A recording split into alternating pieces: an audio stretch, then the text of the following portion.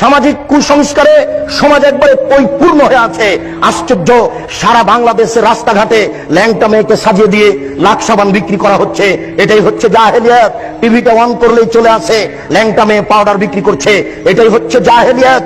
TV on করলে দেখা যায় নগ্ন মেয়ে চলে আসছে, দাঁতের মাজন বিক্রি করছে। এটাই হচ্ছে জাহেলিয়াত। আপনার এই টিনগুলিতে আছে ছবি মূর্তি গরুর, এটাই হচ্ছে জাহেলিয়াত। জায়নামাজে আছে কাবা ঘরের ছবি, এটাই হচ্ছে জাহেলিয়াত।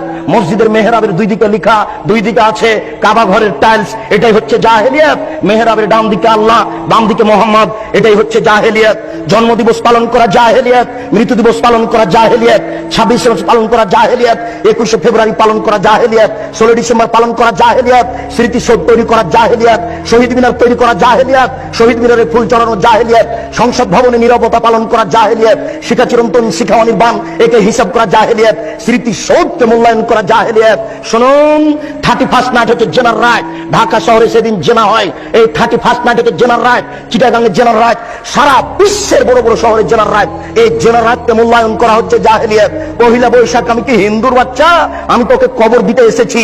আমি আবার ওই ইলিশ মাছ রান্না করে নিয়ে পান্তা ভাত নিয়ে বট গাছের নিচে খাবো কেন? আমি কি অমুসলিম? আমি কি হিন্দুর ঘরে জন্ম নিয়েছি?